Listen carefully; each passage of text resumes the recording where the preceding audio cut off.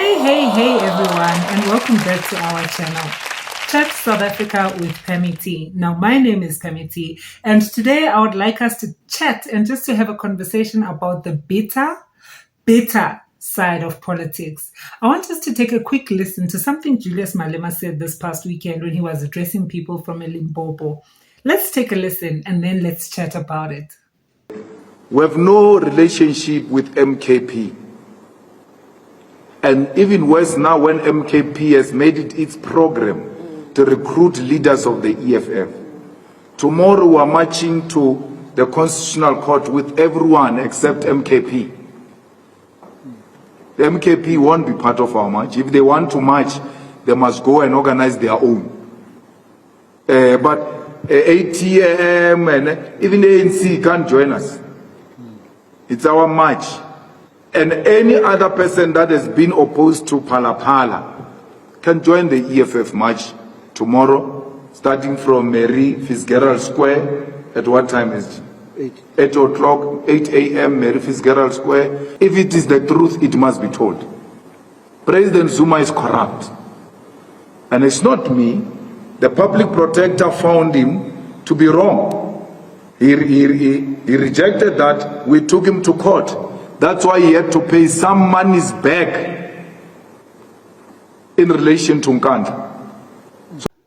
So that's just a small clip of what Julius Malema had to say about the MK party. So if many of you had listened to his address, you will know that he had a mouthful to say about President Jacob Zuma, who Julius Malema was just going on, saying some things which I found a little bit disrespectful. You know, when you start speaking about the age of a person, and especially when you start speaking about their age in undermining manner, and forgetting that sometimes, you know, age and maturity can be a person's most dangerous weapon. Because one thing I know about Jacob Zuma, when it comes to politics as a whole, he's very politically intelligent.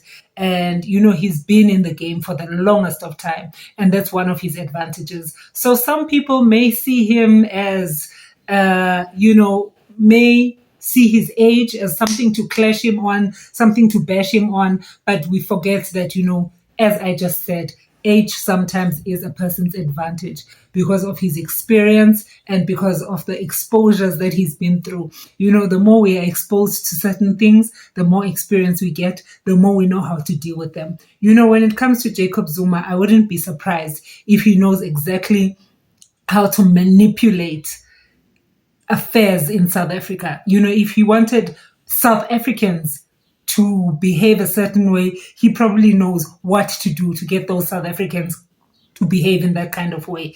If he wants, like when it comes to politics, I am one person who would not undermine Mr. Jacob Zuma.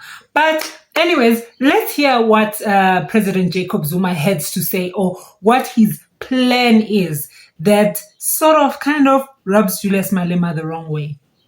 Once we take over the country, we're in charge, right?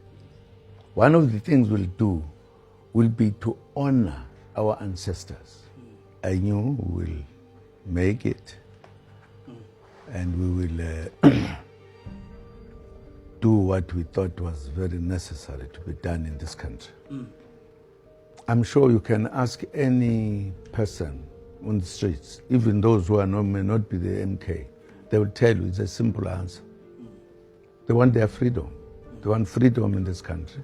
Our objective is to liberate black people. If you listen to me, my brother, we are saying the black people must be together, right? And they can't be together by being not together. For the very fact that we are saying black people must come together, it means we are not together. If IF comes to us,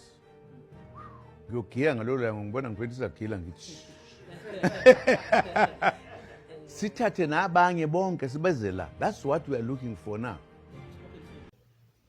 So from listening to what former president of South Africa, current president of the MK party is saying, Mr. Jacob Zuma, his long-term goal is to merge all African political parties. So all South African political parties. So I think he's talking about the ATMs, the Action SAs, the Abo Bosa, Abo IFP. But if you remember also, there had been conversations when Dalimpofu left the EFF.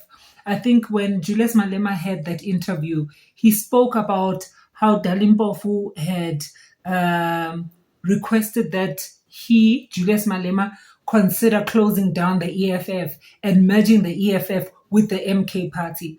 So Dalimpofu had spoken about that with Julius Malema. And I think that is what was a huge, huge turn off for Julius Malema, because it was an idea. Closing down the EFF was an idea that was coming in from Dalimpofu, and it was coming in after Dalimpofu had some sort of discussions with Jacob Zuma. Remember?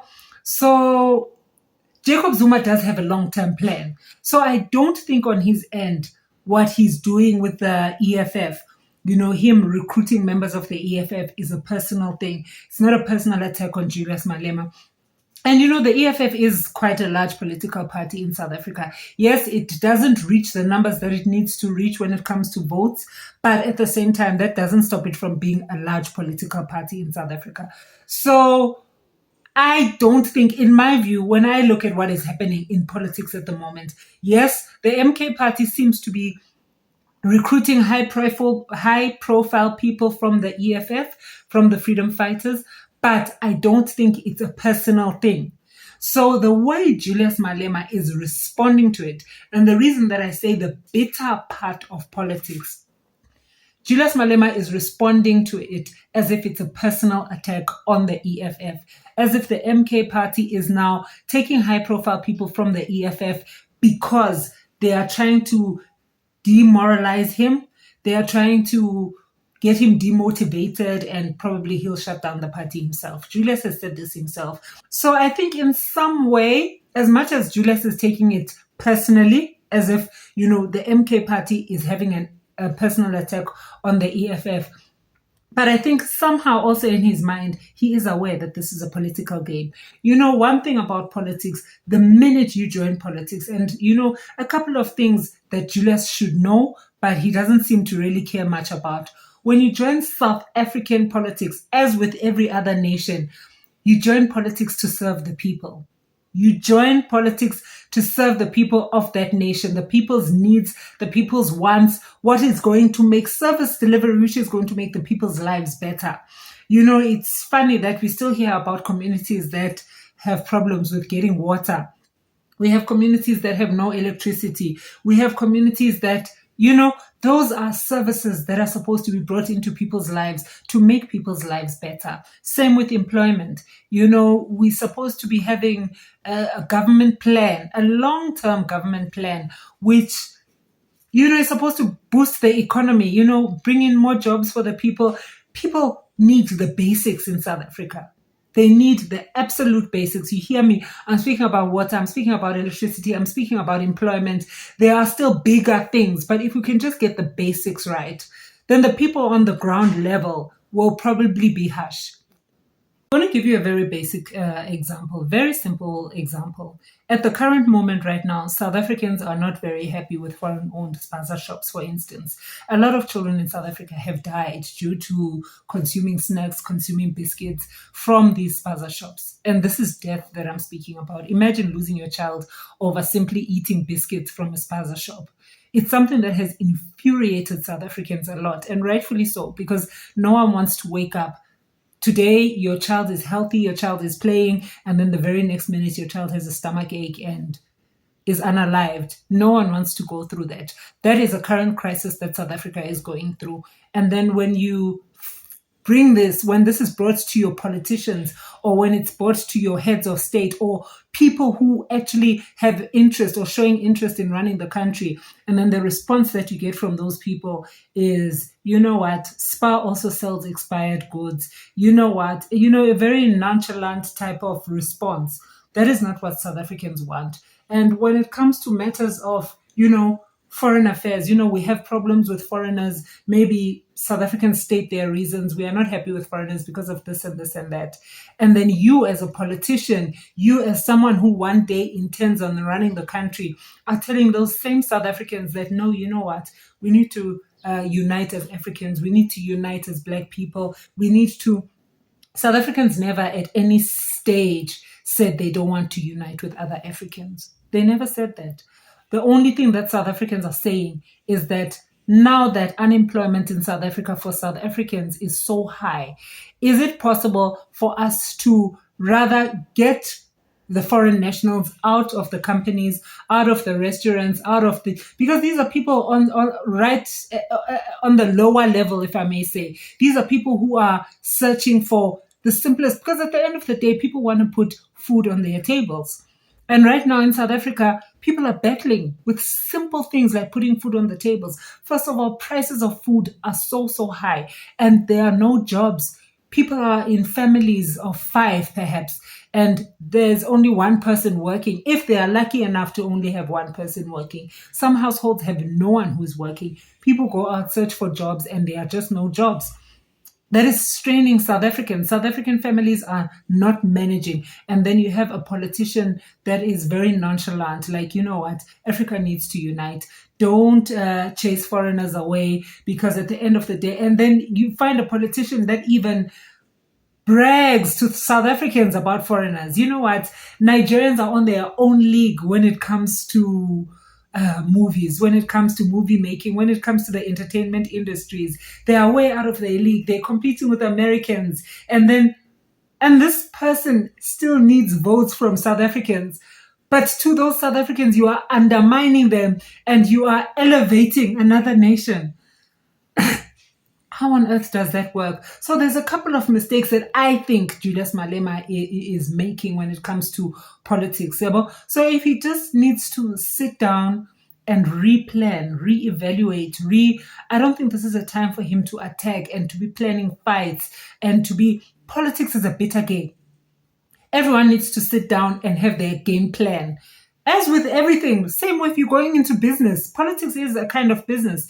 If you go into politics, you want people to vote. If you go into business, you're trying to make plans for you to make the most out of it. Same with this thing of people speaking about expired foods, right? Retailers are told now that they need to regulate their business, register and regulate your business, and then you're going to have laws and policies on how to run your business. And that still doesn't stop shops from selling expired goods. And I'm talking about big retail stores. You're still speaking about expired goods at spaza shops.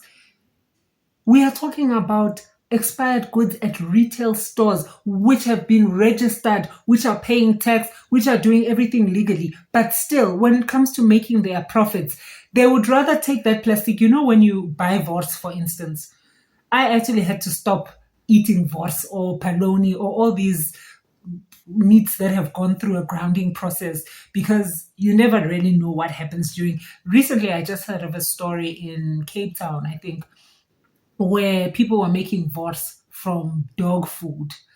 And you know, the things that you hear, it's like every time you keep asking yourself, where is our government? When all these things are happening, where is our government? What is the government doing? How did it get to a part where a person actually thought, you know what, I'm going into business, and the business that I'm going to is going to be of making wors that is going to be consumed by human beings out of dog food. Like, where on earth does it enter your mind and then it clicks that, wow, good idea? So this topic is definitely something worth chatting about. Is Julius Malema being bitter Betty with everything that is happening currently around the economic freedom fighters? Or is Mr. Jacob Zuma really being unfair? Is he being unjust? Is he playing bossy boots when it comes to taking all those, or recruiting rather, all those members of the economic freedom fighters, recruiting them into the MK party? Let's chat, South Africa. Let's see what you guys have to say. Please drop me a comment. Let me know what you think. I'd love to hear from you. Love to hear your views. Because at the end of the day, this is what we do it for. We do it to hear my opinion, and I want to hear your opinion, and then we keep it moving. Thanks a lot for taking the time to watch. See you again soon.